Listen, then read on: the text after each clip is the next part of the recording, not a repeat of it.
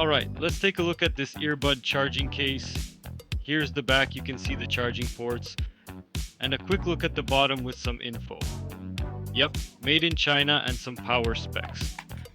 Now I'm opening up the lid.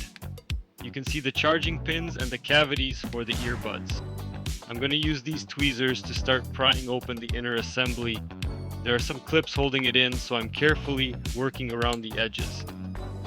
Just gently prying it loose. Almost there, and it's starting to come out. Okay, I'm pulling out the main internal module now.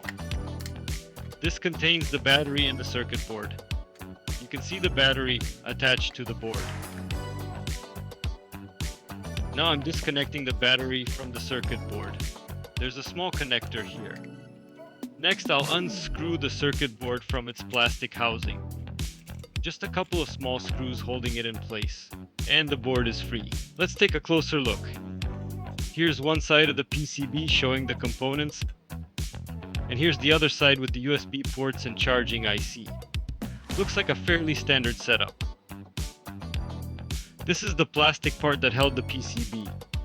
You can see the magnets here that help secure the earbuds and also the contacts for charging them. Now let's look at the battery itself.